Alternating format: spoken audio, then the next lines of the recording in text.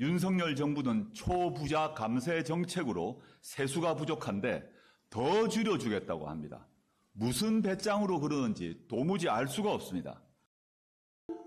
안녕하십니까. 조국혁신당 대표 조국입니다.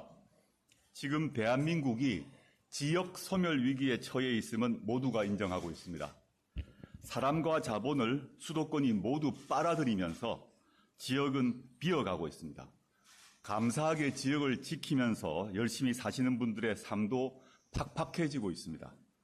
그런데 윤석열 정권은 다양한 방식으로 지역을 죽이려고 합니다. 도와주기는커녕 빼앗으려고만 합니다. 있는 사람도 내쫓을 판입니다. 가히 지역 파괴왕이라 부를만 합니다. 대표적인 것이 종합부동산세입니다. 이 세금은 모두 부동산 교부세라는 이름으로 지역으로 갑니다.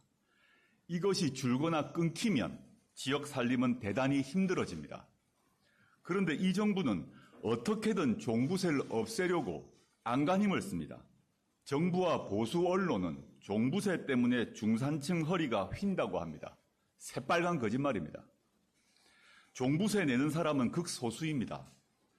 주택의 경우 2022년 여야 합의로 종부세 공제액을 일반 6억 원에서 9억 원으로 1가구 1주택은 11억 원에서 12억 원으로 올렸습니다. 이게 실거래가가 아니라 공시가격입니다. 공시가격, 세율, 공정시장 가액 비율을 대폭 낮춰서 부담지는 사람 수를 줄였습니다. 2022년에는 119만 5천 명이 종부세를 냈지만 지난해는 40만 8천 명에 그쳤습니다. 전 국민의 상위 0.8%, 주택 보유자 중 2.7%에 불과합니다. 이들이 수백만, 수천만 원의 세금을 냈을까요? 아닙니다. 세금의 대부분은 부동산 초부자 4만여 명이 냈습니다. 나머지 대상자 90%가 낸 세금 액수는 전체 11.5%에 그쳤습니다. 1주택만 가진 시민에게 지나친 고통을 준다고 합니다. 봅시다. 지난해 종부세 납부 대상 1가구 주택자는 17만 명입니다.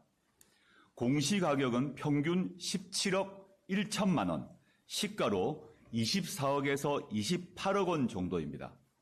1인당 평균 납부세액은 82만 원 정도입니다. 서울에서 보증금 5천만 원 이하 10평 미만 집 월세가 평균 63만 원 정도입니다. 우리 청년들이 이런 곳에서 삽니다. 1년이면 756만 원입니다. 그런데 시가 20억 원이 넘는 집에 살면서 1년에 80만 원도 못 내겠다는 것입니까?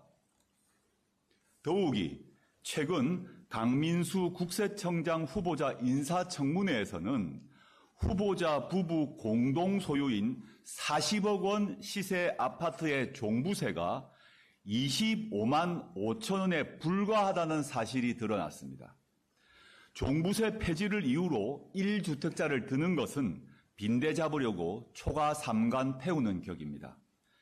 최근 주택가격 상승 기미가 보이자 윤석열 정권은 이번 세제 개편에서 종부세에 손을 대지 않았습니다. 그러나 이 정부는 기어코 종부세를 줄이거나 없애려고 할 것입니다. 더 큰 문제가 있습니다. 지역 지원금이 줄게 됩니다.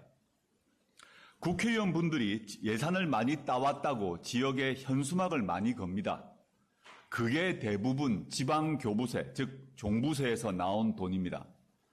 종부세의 70%를 수도권에서 걷지만 75%는 지역으로 내려갑니다. 지난해 종부세를 세원으로 하는 부동산 교부세는 4조 1951억 원입니다.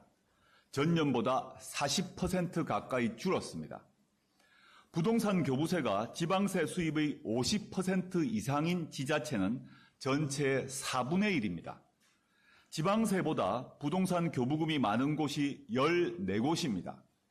이런 곳에 교부세가 안 들어오면 큰일이 납니다. 실제 그런 일이 벌어졌습니다. 감세 직격탄을 맞은 것입니다. 예를 들어 봅시다. 지난해 전북특별자치도는 심각한 수준이었습니다. 전년도 대비 김제시는 144억 원, 익산 140억 원, 정읍 139억 원, 남원 137억 원이 줄었습니다. 강원특별자치도는 또 심각합니다. 화천, 양구, 인제 등은 부동산 교부세액이 지방세 수입보다 많습니다. 이런 지경인데도 종부세를 줄이거나 없애면 지역은 완전히 망합니다. 그렇지 않아도